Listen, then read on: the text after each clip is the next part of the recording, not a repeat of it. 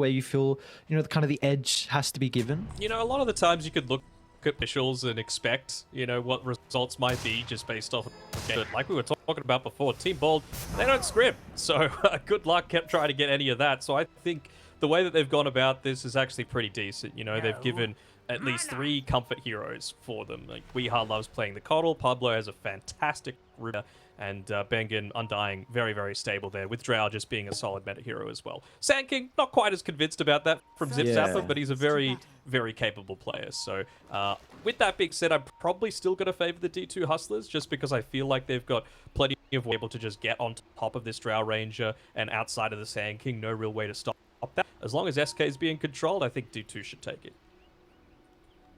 Overall, though, what are your thoughts on this sniper last pick? I know we were kind of both mentioning some different heroes. You brought up the Anti-Mage, I brought up the Lifestealer. How do we feel about this last pick for Shad? Do we feel like this is something that he will be able to carry the game like we saw from him from his laner? I think so. I mean, again, it's being helped out by a Train Protector in lane, so that should be totally fine. I really don't envisage too many times where someone's going to be too far forward that they're just going to get burst 100 to 0. If it is going to happen for Team Ball, it's going to need to be at like level 3 perhaps, with 2 levels in Fade Bolt where you're actually able to burst him down before the level 2 Leech Seed comes into the equation. Surprisingly enough though, neither of them... Actually, never mind, Zip Zapper's got the Quelling Blade and he's just now starting to clear out that tree line for Angel to be able to play with, but... I like the Sniper just because you're going up against Drow and the Coddle, right? 2 heroes that want to play at extreme range, and Sniper's very happy with that as well. So I think Hustler should be fairly satisfied. I think one concern that I can potentially see from Shad is just maybe some early rotations coming out from Weeha once he's able to find that boot to travel. Of course, it's going to be a crap load of magical damage that Sniper early on is unable to really kind of maintain. Pablo is getting absolutely handled by Angel down bottom. Might be able to get the aggro of the creeps as well, but not the case. But I feel like the only concern I really have for the Sniper at this in this game in particular is just the first couple of rotations out of Weeha. If he can survive them, then I think he's going to have a great game.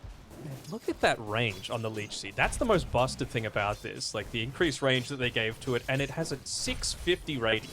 Everything in that lane is going to get hit by the Leech Seed. It's just way too strong. And with them not being able to deal with the trees as well, it means that how does Pablo actually play this bottom lane? Like, it looks like their kind of thought process is just completely avoid this strong setup that they have from Hustlers.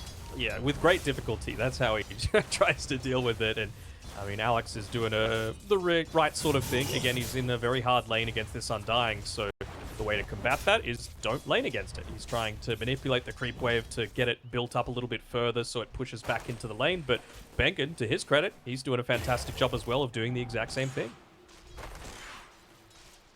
We'll take a look how our other side lane's shaping up at the moment. Of course, the Drow Ranger and the Undying, an incredible laning pair. Very, very strong duo that you have to be able to protect the Drow Ranger importantly, but they can get kills as well, and we might see that. Bengen drops a tombstone early. Cork's going to try and layer down some of the slows to keep that damage going, but Divine Llama will be okay. Yep. And again, like, Alex, I just want to commend his itemization. You know, this is the sort of thing where a lot of position 4s, even position 5s occasionally like to buy the boots of speed just because it's nice to have boots, you know, like that sort of thing. But you boots when you're basically not trading in lane. If you're trading in lane, then you want to go a little bit more into the regen. But like I was saying before, you don't want to do that against an Undying 9 times out of 10. So for him to just go this, it means that Undying's not going to be able to stop any of these pulls from happening, and hopefully it gives a Divine Llama a much better time in the lane than he would have been originally hoping for. They might be looking to go for a kill onto Zip Zapper here, but he actually gets away just in time after the Sentry Ward was placed down. Pablo doesn't have one for himself, so he might need to get that one sent out fairly soon. Mid lane's gone fairly well for Weeha, though. Would you say the same for Mirage? Are you expecting the Ember to have this many last hits against the Coddle? I feel like it starts to become a little bit more challenging now that you've got, you know, 2 points Illuminate, 2 points Chakra Magic, but the big thing that made Paul a little bit out of favor was, of course, the removal of the small camp. You're not able to just get a lot of that free golden experience and be that scaling core. Divine Llama might be in trouble, though. Dire's courier has been killed. gonna say he ran back to get the Crypt Swarm, but was holding some one charges. I like what Alex is doing as well. Drop the sentry down at the medium camp inside Bald's jungle. Is looking to try and scout out as well. I don't know if they can invade because of the potential of the Coddle to take the stacks very early on. Maybe you can try and bring the Death Prophet and the Ember Spirit over to contest this. Yeah, potentially. I mean, I really don't feel like the DP wants to be leaving the Drow on her own for too long. I really want to see Alex give a little bit more priority into refreshing that Observer Ward. That's what he's got coming out on the Courier. It's only got about 30 or so seconds left. But you're going to get an indication of when WEU wants to start taking these stacks, right? He's going to start pushing the lane out a whole lot more aggressively around the timing of the siege creep, just so that you have a little bit more to deal with on Mirage. And that should be the time where someone needs to make a decision, right? Do you go full on with the invasion, or do you look to try and tower and make sure you're getting enough out of the lane?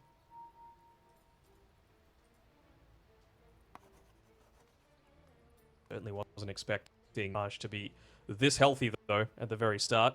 He's got a 300 net worth lead. Of course, still a full creep wave for WEU to be able to pick up, but he's just on his way towards that Boots of Travel, nearly hitting up into the level 5 for himself.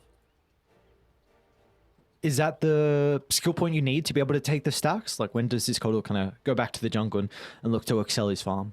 It's basically just when you get time to, rather than any sort of specific timing, you know? So, I think that's why Mirage is just prioritizing just spamming out that creep wave as much as possible. If he could get some harassing onto WEU, he's fine with that. But right now he's making it so that Team Bald need to put a lot of emphasis towards this mid-tier 1 tower. He's even got a Blightstone. Of course, it's good against a Coddle, just having relatively low mana, being an it hero. But any time that you can get just even a single right-click into the tower, it's an 8-second debuff, so it can really cause the creeps to deal a whole lot of extra damage into that tier 1. And you want to be protecting it, right? You're playing on Dire with 3 heroes that love farming the jungle: Coddle, Sand King, and Drow.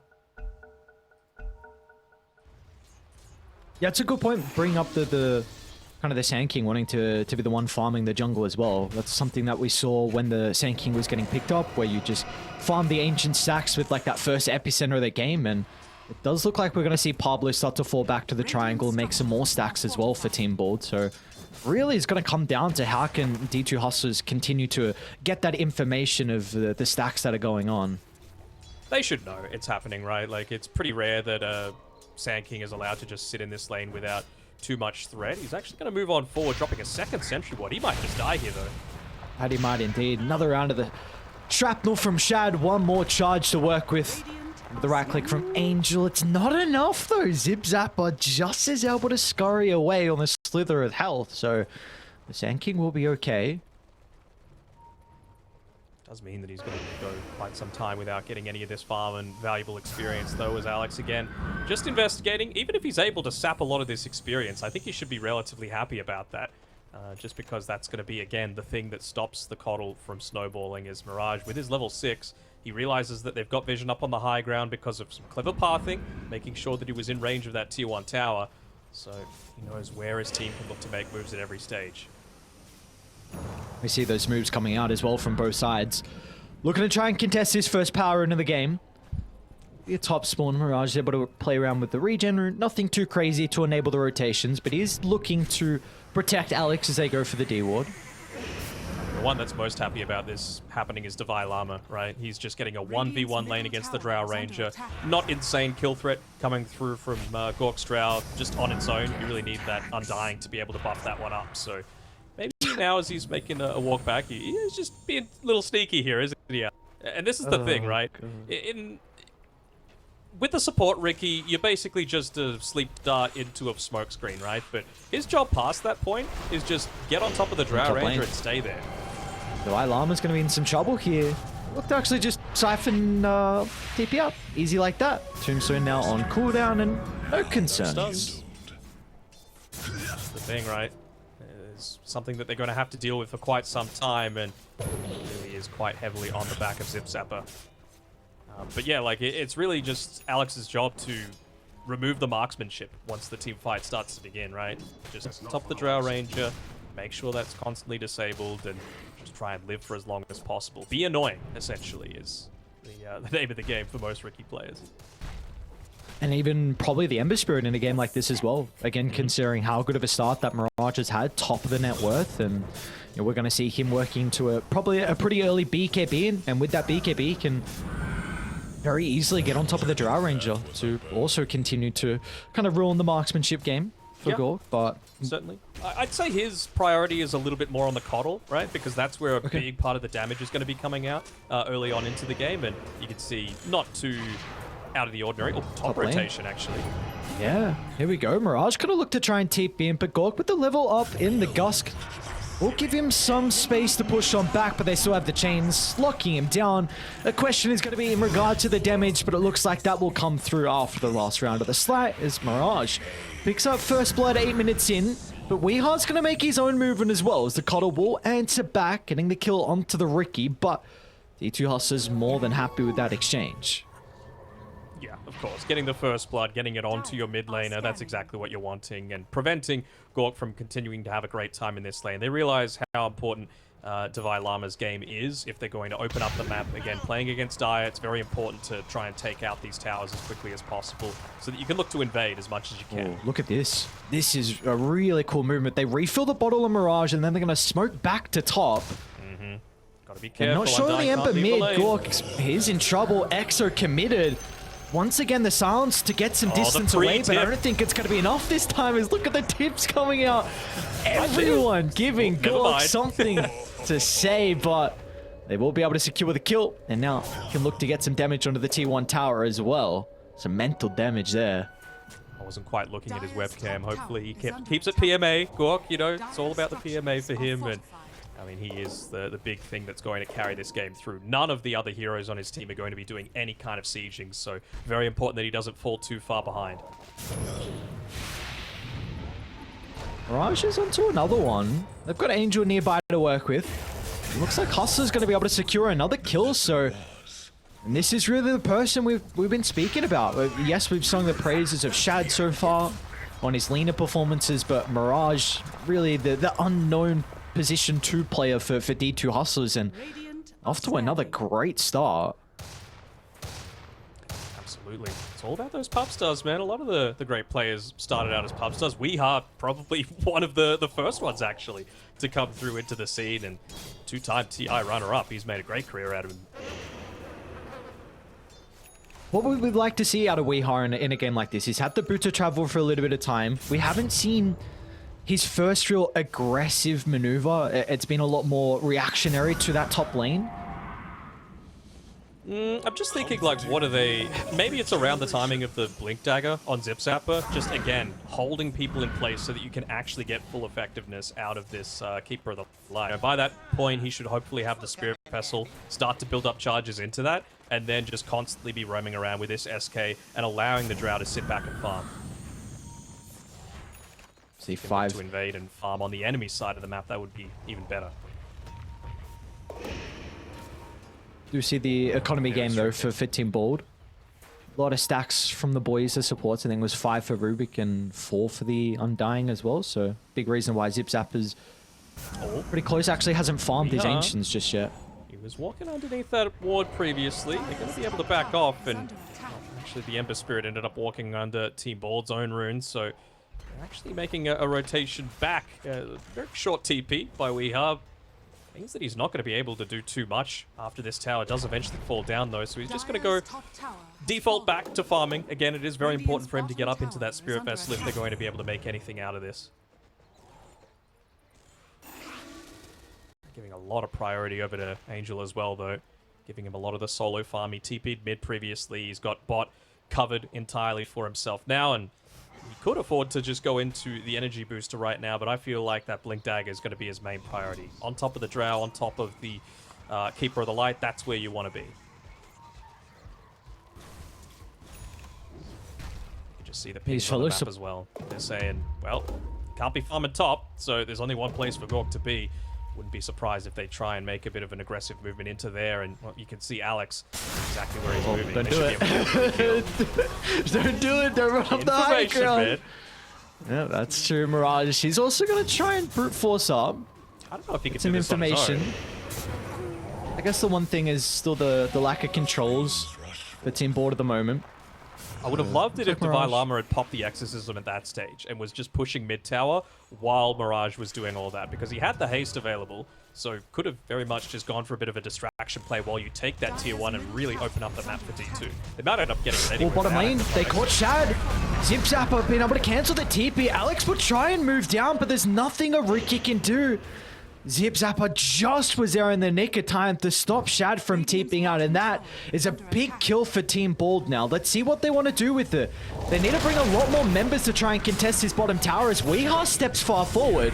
And Overgrowth to hold him into place. Mirage with the damage follow-up as well. They'll kill off the Keeper of the Light, and now they can turn their attention over to Zip Zapper. Another kill for the Ember Spirit, and he's not done just yet. A Remnant over the tree line onto Pablo's Rubik. Benken's going to try and come in the neighborhood to help out, but there's nothing the Undying can do. As Mirage finds a triple kill and now will be rewarded with the Tombstone as well. And the Maelstrom finished up. I mean, they did exactly what they needed to, right? As soon as that Blink Dagger became available, Weeha connects through with his Urn of Shadows, so starting to get some charges into it, but Mirage is just way too farmed right now. Turns up, gets a triple kill, gets that Tombstone, and continues to accelerate that net worth lead. Yeah, they got some big Ember Spirit issues. This is, once you get BKB, this is not an easy game for them to be able to deal with him. Absolutely not. And again, it feels like now you're going to be in a bit of a risky spot with Weeha. He's very close to that Spirit Vessel, but it's going to need to be, in my opinion, a BKB after that, just so that you can look to get away from this Treant Protector, who, again, only 800 or so gold away from that Overgrowth. Overgrowth is going to be amazingly effective this game, just to be able to lock down Weeha, all of that damage that they've got coming through. Mirage out of mana.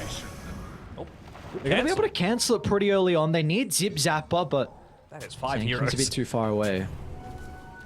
They are very heavily committing around this, but again, you've just got a Drow Ranger to be able to make pushes happen. So maybe making this movement into the enemy jungle a little bit prematurely, unless they're setting up here and just wanting to play for the next minute or so inside of the Radiant area, so that you're able to connect through with that siege creep and hopefully make a team fight happen.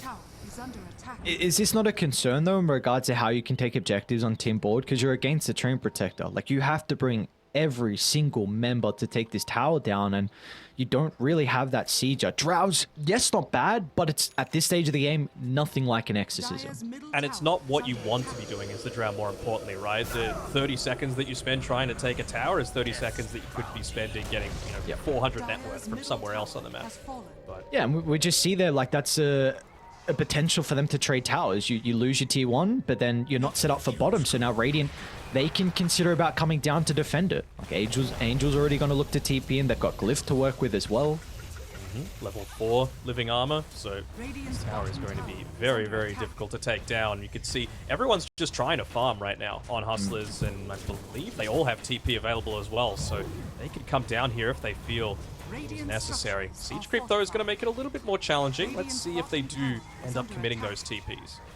They might end up having time to just walk down.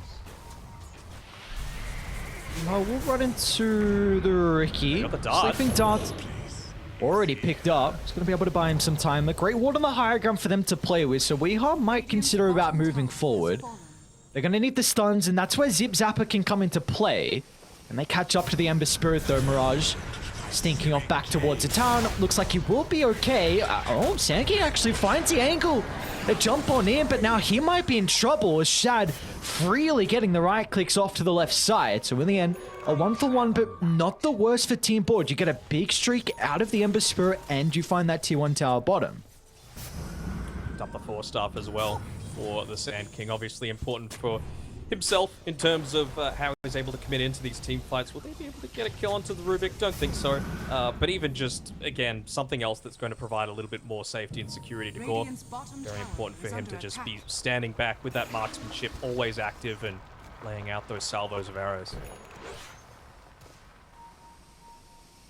Would you like to see Team Board continue to play aggressive around mid with their vision at the moment?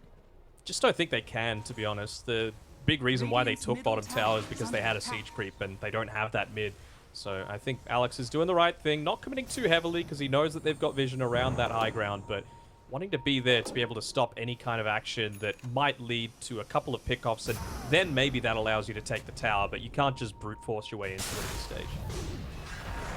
Something Ricky. Great silence from Divine Llama onto 3. They're going to have to fall from Mirage as well. Stolen Overgrowth. Overgrowth will get stolen, but it's not going to matter. With the silence, lay it down on the ground. There's no turnaround potential from Team Bull. As Hustlers will be able to reoccupy their jungle, pushing Dire back across the map. Weeha's considering about moving back in. Not an easy way to find that opening, though. Got Is he the one that's in trouble? Possibly. Not in a great position, the river as well. Force staff up to the higher ground, but Mirage goes on pursuit. A remnant over the cliff. Might be in some trouble though with the epicenter damage coming out. Gork is nearby as well. Look at the damage for the multi-shot. Gork, can he do it by himself? And Exo committed. They'll get straight on top of the Dry Ranger. And now without the marksmanship to play with, there's no damage follow-up as Hustlers. They've got another one on the chopping block as well as Pablo once again slept up. Brings him down as D2 Hustlers. What a beautiful invasion from them. It all started inside their own jungle, but they wanted to continue the team fight into Bald's territory. Yeah, it just feels like that was the case, right? They wanted to be able to pick off to use to potentially take that tower. They're all playing around this objective, but again, you're just not ready. Not quite yet at this stage, and well, they end up getting punished for it. Was that 5? Maybe it's 6 kills. I think Rubik died, came back, and died again. Dicey there for a second, though. We see what can happen. Gorg's gone for a very early Aghanim shard. Back live. Looks like Zip Zapper will be okay for the moment. Well, really, actually, 4 staff out. They want to go up onto the higher ground. One more right click, and in fact, it's actually the Assassinate that's able to secure the kill. Just feels like their map's being choked out, don't you? Like, there's not really too many places the Bald can go. I want to see Gork playing a little bit more down around that bottom side of the map. They don't have boots and travels to play with on D2 Hustlers right now, so it's the safest place for him to be with reinforcements still possible to come through from Weeha. Coming out to him. He's got the 4 staff coming through for himself. Ooh. Yeah, it's not looking good, is it? No, it's not. Esportsbet.ai is showing that it's a very big advantage in regards to the odds right now for D2 Hustlers. They're looking to try and make it happen again, though. Gork pushes out the bottom lane, starts to move on back. No Ancient Camp to be able to take right now, but again, almost 20 minutes. So can you get the power rune? Can you play around that? Can you use the siege creep to win a team fight? And then hopefully start to open up the map a bit further. Haste rune top. Look at the positioning. Llama and Alex position together, try and pop the smoke. Oh, they just miss Alex everything. Be able to hold. Yeah, they can't get that opening. Zip Zapper hasn't been able to line up a multi-man Burrow Strike for them to warrant to jump in, and it means that Pablo's just getting chunked down, and Mirage, he can freely play around with the haste if he wants to continue the chase. Oh, their vision is gone as well, so they don't really have anything to play around with using the gem for a little bit of vision. Very nicely done, Divine Llama. They're going to back off, play around their vision a little bit further. Like, again, they're just making it incredibly difficult for them to be able to play anywhere on the map, right? Like, they have no vision right now outside of, well, ironically, right in front of Tier 1 tower, but also you're against a Sand King, right? So Sandstorm isn't your bastion of safety. Dire's top tower is under attack. Seems like at this stage of the game, it's very difficult for Team Bald to get that jump. You're kind of just waiting for D2 Hustlers to be the one that invades into your own jungle, where you can turn it around with the Tombstone dropped and Zip Zapper that can then counter-initiate. Sand King has never been that initiating hero, and we're going to see it once again.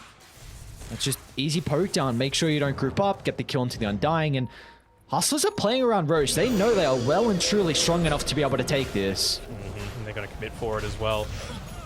To their credit, Gork is still farming quite effectively, somewhat keeping up with Shad, but of course Shad, he's just been able to sit back, get the fruits of a lot of these team fights quite easily, and of course he also has a little bit more map to play around with off the back of them being able to take so many towers across the map.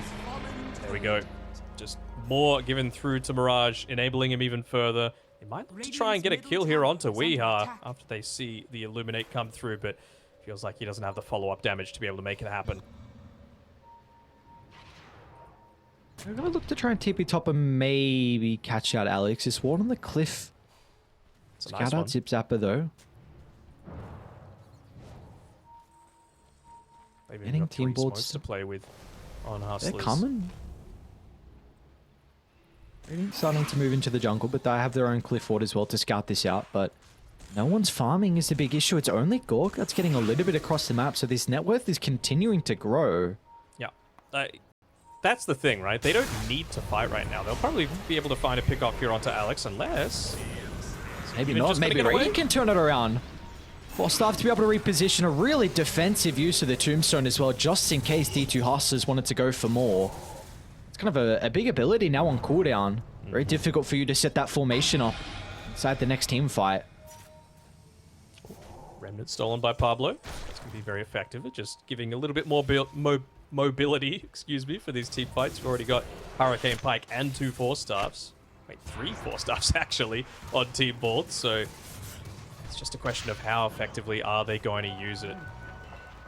Is it just really all about enabling the one person on your team that's had a decent game up until this stage in Gork?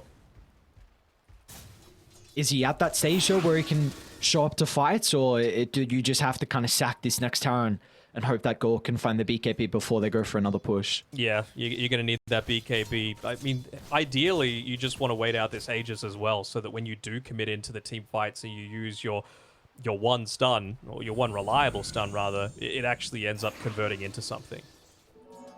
We do see maybe that second reliable stun is going to come out from Weeha in regards to his itemization. Does have this Hex queued up, so it's going to be a great way to address the Ember. I suppose even the Riki as well, because so far it has kind of been Alex that's scouting out, and Weeha's always in a position where he's a potential sleeping dart. So maybe it can just be a bit of an issue on Riki's scouting shenanigans, but really the big reason you're picking this up is to deal with the Ember. But with how much farm he has, Mirage can definitely pivot into a Linken's if he feels that's required. Yeah, I mean, I can still certainly see avenues for D2 Hustlers to lose some of these team fights if you make the right Oh, look at initiative this. happen. Top lane, they don't know they're underneath an observer ward, so Radiant, they're moving up top to smoke, and they're going to catch them off guard. Yes, you lose the tree protector, but D2 Hustlers, they're already nearby to be able to find the counter trade. They'll bring down Weeha, and now they should be able to catch up the Zip Zapper as well. He'll try and cut his way through the tree line. They've got the damage over time to be able to prevent the blink to escape, and in the end, D2 Hustlers, they're going to continue to make a play across the map. An instant smoke from them as Alex will look to try and TP down to bottom to set up. Again, you Cancel just TP? couldn't join that team fight yet on Gork. He doesn't have the BKB. You still have the Aegis to contend into. It's going to mean that they lose this tier 2 tower. Hopefully they glyph before it goes down, because that's a free refresh. Not going to be the case. So just losing a little bit more of their map, and Gork did the right thing, pushing out the bottom lane, forcing someone to at least come back. It ended up being the Riki. But yeah, just losing more and more map control as things tick along. Dire's top tower is under attack. So, I think the fact that Ember Spirit doesn't have a BKB once this Aegis expires is a pretty big deal, because if you're able to get that Blink stun, you can follow it up with a Gust and all of the Coddle damage and probably end up taking him down. Same sort of thing with the Death Prophet. I'm actually just having a look at what Weeha's gone for. He's gone for the Chakra Magic cooldown. I was thinking maybe he might consider the Solarbind charges just because he's against this DP, but now the DP's got the BKB, not going to be quite as effective. Already having all the 4-staffs, maybe they feel that does the heavy lifting for them in terms of their repositioning, being able to get away from this Death Prophet on the front lines, and some fresh Observer Ward that they were able to just get rid of as well. I'm sure Divine Llama had a quick look at that and said, look, they've been in this region quite recently. Be careful about farming around here. Let's just continue to play around the top side of the map where we've got all of our vision and where they've got no towers or objectives to play around. Seems like the last bastion for Team Board is this triangle, right? It can't particularly go anywhere else, and are we expecting D2 Hustlers to maybe contest this? I suppose Aegis is about to tick out in 10 seconds, so maybe they're not going to look to take a fight at the last remnants of the Aegis, but you're getting very close to your own items. Mirage about to complete the Scepter, only needs a couple hundred gold. They're really banking on the surprise factor, right? The gotcha with this Keeper of the Light getting the Scythe of Ice. He's still a good, bad at maths, I want to say about 3,000 gold away from being able to pick it up. They're going to get a stun onto the Llama, but that is a tanky Death Prophet. There's no way he's going down anytime soon, even holding onto the Nether Shawl as well. So again, 4 heroes dealing huge portions of magic damage. And it's really only Gore that's going to be able to take him down. Guardian Greaves, BKB, how are you going to kill this man? They force the smoke as well to reoccupy their own jungle. No vision to play with this game, so Team Board. It's some down in the cliff. You home for them to play with. Smoke really just to get some information. No team fight's going to break out for them. It does look like D2 Hustlers are starting to group up though. They're ready to go. I mean, they got the Aghanims on the Ember Spirit. That's a big reason why. Just instant ways to be able to close in, regardless of those 4 staffs, onto the Drow, onto the Coddle.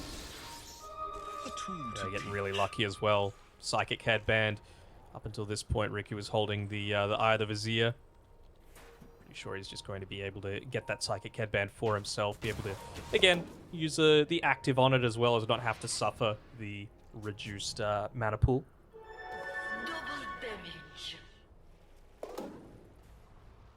They're just waiting on Team Board. They know they can't fight without this scythe. Hasn't revealed it at all despite buying the ultimate orb on Weeha. Still sitting on his career for now. Is that really the last hope you feel like? This Hex to catch him off guard? Like, can we... Is Gork going to be a big threat at the late game? Oh, for sure, but you need additional damage coming through beyond just Gork, right? It's about getting the initial jump and then actually converting that into a kill. So, Blink, stun on Sand King into the Scythe of Ice, into the Epicenter with a Guardian Greaves and a bunch of BKBs to have to deal with, and a Treant Protector. It's very, very challenging. So it's going to rely on some mistakes, honestly, from that D2 Hustlers make with having supports not backing up their cores. Dire's middle tower is under attack. See if those mistakes come out and how they can force them on Team Board. Both sides playing inside the triangle at the moment. Doing a decent job, to be honest, on Team Board of not letting this net worth balloon out any further than it has for the past 5 or so minutes. They're getting their farm. It's just not on the right heroes Bottom lane. Alex is giving them a lot of information to play with. Scouting out the Undying along with the Keeper of the Light. But what can Bengen do? We are going to try... Well, maybe that. We are just 4 staffs into the tree line. I was about to say they need a stun. They don't have it, so... Oh, you are going to overgrowth for an Undying. Okay. All right. That's a bit of a window. Yeah, it is, and at this stage of the game, you have to kind of bleed some of these kills, and you are happy with trading Overgrowth for Undying, because now Gork can shove out mid. You see instantly top Weeha's going to look to try and shove that lane out as well. You've got your top jungle to be able to get a little bit of farm back as well, so it's a nice moment for Team Board. You've got to be cautious of this smoke. Let's see if it catches them off guard. So important for Weeha. He's just a few hundred gold away. Good positioning by Pablo. Again, it's about those kills that you can afford to give up, and he feels like at this stage he's one of those ones. Of course, it's unfortunate to be dying at any stage, but if it means that your cores get away and are able to live to fight the next important team fight, that's the key thing. Even look at Zipzapper. He was farming right in front of a wave. They give it over to Weeha completely. He's got enough to be able to finish up that Scythe of Ice. He's even got the Tome of Knowledge to be able to get that 3rd point into the Spirit form. Just for a little bit of that extra cast range. There we go. This is their time. I want to see Gork buy something with this 4,000 gold that he's got. I mean, maybe a butterfly could be something to consider. But this is it for them, right? Especially as Roche is just about to spawn in the next 3 seconds. So, ends up going... Was that a Chrysalis, I think I saw? Maybe a Silver Edge? Just the Chrysalis. Still, it's something. Getting rid of some of these Observer Wards. This is the time to go. I mean, you can only push the waves out so much. Roshan's up. Time's a ticking. Speedy rune of haste. Do they want to start it on Hustlers? I don't need the Vile Armor. Maybe Shad's damage is actually enough. It's top of the network. Sniper with that Skadi just completed. We're speaking a lot about the items on Team Board, but Shad has still been uncontested across the map. And see the response from Team Board. Gonna try and smoke his 5. Well, they backed off out of the Roche pit, so they're not going to have claimed it in the meantime. Again, good positioning by Alex, mid. They'll see the mid wave get blown up as well. Smoke's going to be popped. Of course, they got the death prop from the high ground. You can't lose Zip Zapper to start, and well, he's going to be the initial target as Divine Llama into the middle under the cover of the BKB. There's no response. They need to continue to retreat. They'll get back to the T2 tower, but is it going to be safe enough as Mirage comes flying over the top? An easy kill for them to find, and now the buyback from Zip Zapper will give them nothing. I mean, this is the stuff that we saw from Hustlers when they were playing up against Ivy, right? They might have had, you know, not an amazing time in the laning stage, but once it gets to that 30-ish minute mark, their positioning, their understanding of movement is fantastic. Zip Zapper's going to start. Angel with a counter initiation. The overgrowth might not be enough to protect him as they get the kill onto the Death Prophet. But can they get more out of this? Gork trying to enter the middle to fight the Force Staff to be able to reposition. But the BKB's on cooldown. And now Mirage, he can move on forward. A free fight for the Ember. They don't have the response. Look at him go. One target to the next. The Ember will do it all with the help of Shad. Wants a high five, but he won't get it. D2 Hustlers find all 5. What a team fight from them. Now it's mission impossible for Rubik's Courier, trying to kick up that gem, maintain the last little bit of net worth that they've got on the team, but well, I wouldn't be surprised if they even put their bodies up here to tank up some of these multi-shots, keep the siege creep up and healthy on the top side, continue pushing in this, and well, after this you're only going, well, you're not going to have any more glyph refreshers remaining on team board, so that was it. They realized that they were waiting for this big timing, but again, perfect positioning coming through from Alex. Divine Llama as well, acting as that roaming ward. He realizes, you know what, I've got the Blink Dagger, I can be standing up here, and he gets right in onto the back lines with that gem, BKB, the Guardian Greaves, it was just way too much for them to take out a second time. First time, once he'd expended everything, sure, but by that time, the fight was won. They're going to look to try and TP back in instantly from team board. They know that Roche is still up, but on 17,000 gold, and you've got no wards to play with. Radiant, they are ready for this fight. Alex controlling up Zip Zapper. Woo. Destroying the dagger at the perfect timing. I mean, they don't have the gem this time, at least, so Divine Llama can't exactly just dive in super deep in this next 10 seconds when the Epi's off cooldown. I wonder if it's going to be worth them buying another one and just giving it over to him. I mean, not super value holding on to a Wraith Band at this stage. Going back to the strategy from, how long ago was this? 15 minutes ago when they tried to take the mid tier 1 tower? Again, without Drow hitting it though, not going to have too much luck. No, that tower's not going to go down. Wouldn't be surprised if it doesn't even die this game. It's still at 35 minutes in, giving so much map control for Hustlers to play with, and... I want to guess from you, Aries. Win probability, what is it? Okay. Probably like 97? 92, alright. Underestimating Gork, imagine that. Oh. My apologies, good sir. See what they can do. Last fight, Weeha was the one that they were able to jump very easily with the Ember and the Trim Protector. Is that going to be the case once again? His positioning has to be on point. Very difficult for him to play that fine line of being the person to get the Hex, but also protecting himself off the outskirts. And we'll see, they're going to be too late to contest Roche. Roche down before they get in the neighborhood, and now this smoke, they're going to be caught out. Alex again. Ultigun dying into place. Zip Zapper pump faking the epicenter, ready to counter initiate if required. Angel's got a lot of information for them to work with, but he gets blown up. Great response, Zip Zapper in, and now they might look for more as well. They're going to catch out a second member. Import, a little bit of respite, a little bit of time to get these lane shoves out though, but still the important thing is they do lose that Aegis, which is now given over to Shad. I don't know who they gave the Aghanim Shard to. It's like, I want to say Tree. Looks like Shad got it. I believe a lovely observer is, oh, no, okay. He's gone back and forth now. Screw food, come on. He's like, is it Tree? Is it Sniper? They got too many shards. I don't know. He's got to keep up. What do you do? They got 4 shards. I don't know. Regardless, it doesn't matter. They got an 18,000 net worth lead. Yeah, I mean, I'm happy that I didn't go forward with my continued praise for Alex. I mean, his positioning around these big objectives has been amazing. Of course, getting caught out there with Coddle holding on to the gem finally getting good use out of the Scythe of Vice as well, but you got to keep that going. You know, you got to keep the momentum rolling. Nearly hitting up onto that level 20, so you're going to have a little bit more of that duration inside the Spirit Form, which will be nice, but it's honestly approaching the period where you just need a Dagon on Weeha. You got to make sure that you're converting these kills as quickly as possible, because you know that they're going to be able to turn this around pretty quickly. Dire's middle tower is under attack. Careful on Weeha. They're moving on forward, and they see that they have the Observer Ward set up. That's how he died previously on Angel. So again, just clearing out the map.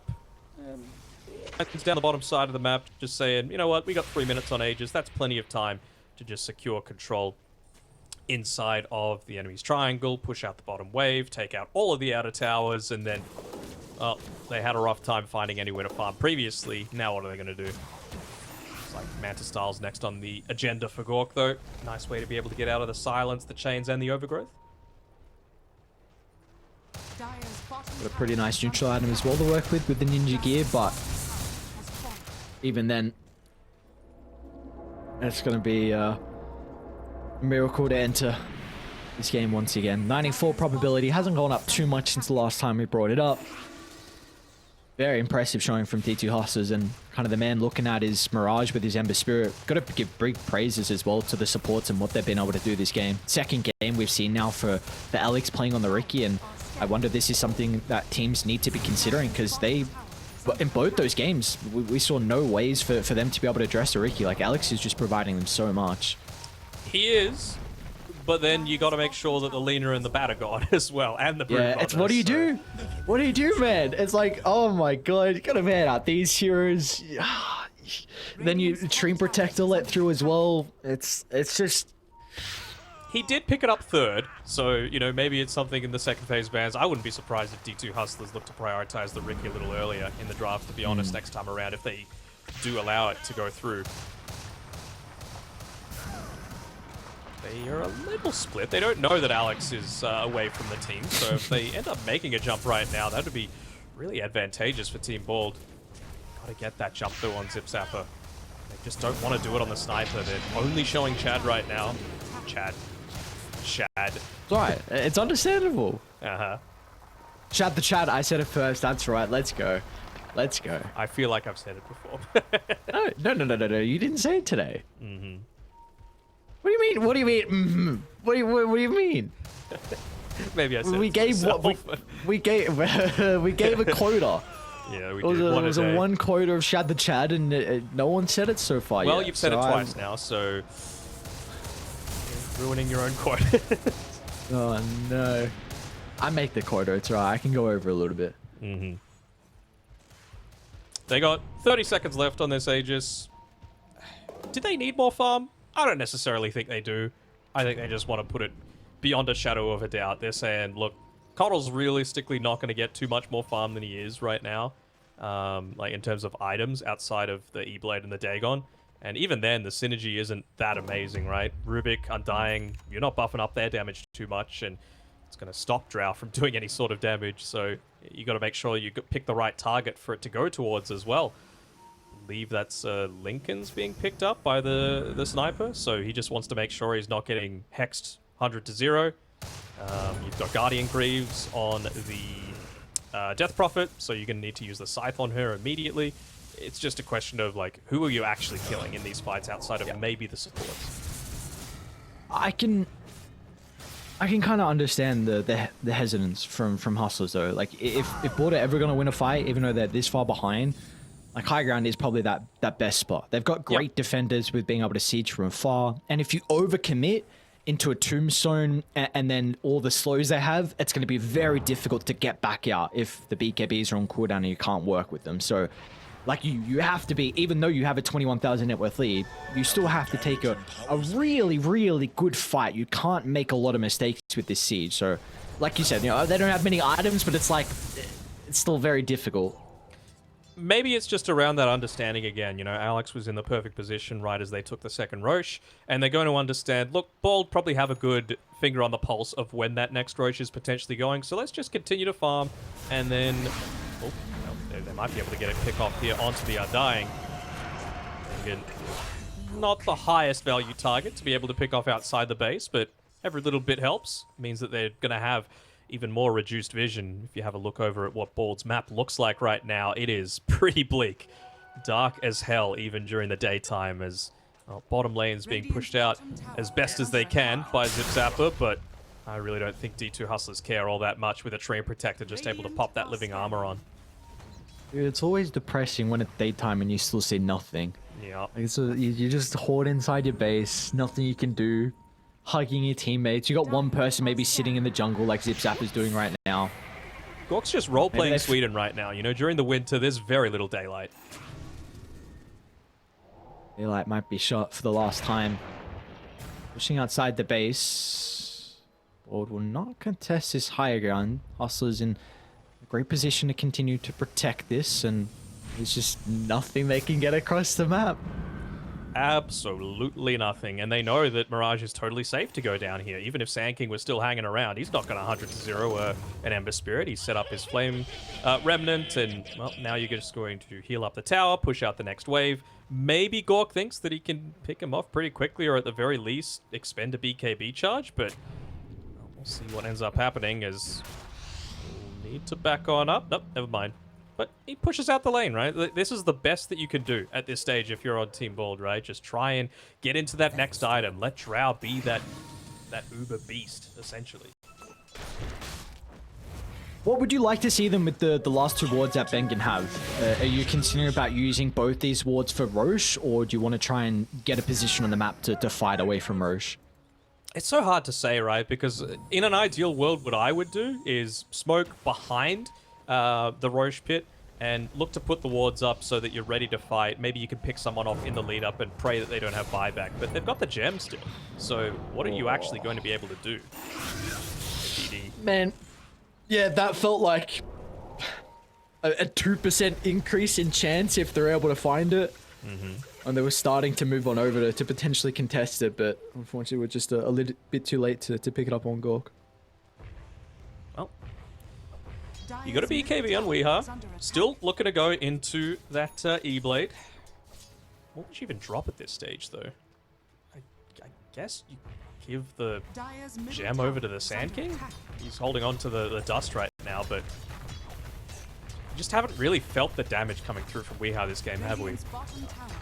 No, we really haven't. Maybe they get this tier 2. Gork is fairly farmed. That's 2 glyphs now, not used for the tier 2 towers. And he's going into that butterfly. I like it. He's pretty goddamn close. Like I just don't know if it's going to be enough. I don't know in the ideal fight if Gork can stay alive, and if they overcommit and again lose out on the BKBs. If 5 heroes clump up into the epicenter. I think it's like a blink Burrow Strike in, force them to use BKBs because Coddle's threatening them. Coddle uses his own BKB to get away, and then it's like a secondary initiation from Zip Zapper where BKBs are on cooldown with the epi, and maybe a stolen overgrowth. Like, it's a lot that needs to go right. That's the thing about the high ground where it's very difficult, because you can back off to the tier 4 tower and then you can't commit with your BKBs and all of a sudden top lane. Bengen's going to be in a little bit of trouble. Gork will actually try and help with the Hurricane Pike, but a lot of the damage has come out too fast. Now Dying's going to end up going down. Do have Roshan back up and available here, so D2 Hustlers will instantly scout this out and look to take it. So third Roche of the game. They need the Exo for it. Exo, yeah. Okay. Okay, ends up going into the Blink Dagger instead. Swift Blink instead of the Butterfly. I guess feeling like, look, all I really want out of this is the agility and attack speed. So if I get caught, we're basically done anyway. So he just wants the perfect fight and feels like Swift Blink's got to allow him to get into the perfect position.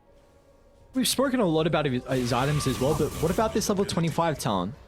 If he can even get towards that stage, is that something that they could be hoping that the game gets drawn out to?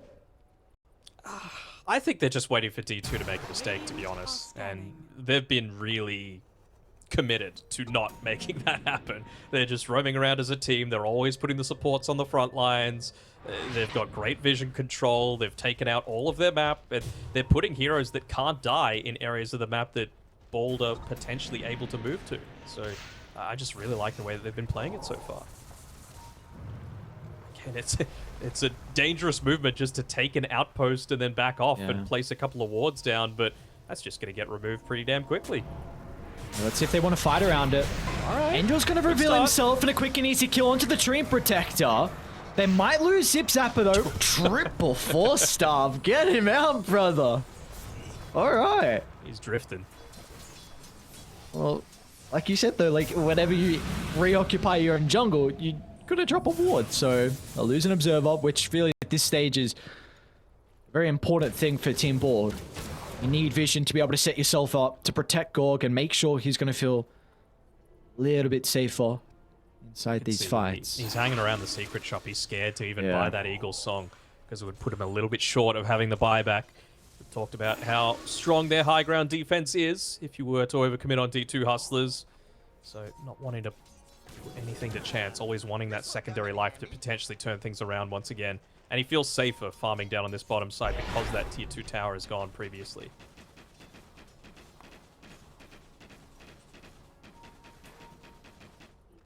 Starting to bring some other boys down just in case. Maybe Mirage comes to deal with the wave or another member of D2 Hustlers, but they're grouped up as 4 at the moment. Shad shoving out mid. Top's going to get shoved out as well. We might finally see that push come out. They did steal the living armor, which is going to be relatively nice. Clever. What a cute start. Sniper put down to half. He'll be able to get himself out of the way. Now Gorg might be in trouble. They'll force that back out of the T4 tower. Gorg protected with the BKB as well, so he's going to be okay for the moment, but the rest of the members, they're struggling. Mirage able to get the kill into the Rubik, who will buy back. No lifesteal on Shad right now, so he's probably just going to hang around the leech seed just for that little bit of extra. There is one buyback used. Really cute play coming out there from Team Bald, nearly resulting in something a lot more successful. I'm sure they would have been hoping that they were able to wrap around in the base. that onto Angel. Oh, Divine Armor, no hesitation with a jump in, and now Chaos will break out, and it's nothing that Team Bald can stop. Gorg tries to get back to the fountain, but Mirage will cut him down. 3 buybacks, but can they get some of the members? Mirage just dancing with them. Look at this Ember Spirit go. There's no response. I'll get the Burrow Strike out now, finally. He'll make him work for it in the end, but so many buybacks had to be used to even get that 1 kill. The damage is Shad's gone in. God. I'm seeing they're going to try and get on top of the Gyro Ranger. Gorg bought back prior. He goes down. There's no damage source, and it looks like with Dork dying, that'll be game called as finally D2 Hustlers will be able to crack the high ground and take game 1 50 minutes in. What kind of play would you say that was from Shad? I'm not saying it. It's okay. Okay. I'm not going to do it. It was a Chad-like play. It was a Chad-like play. Okay. All right.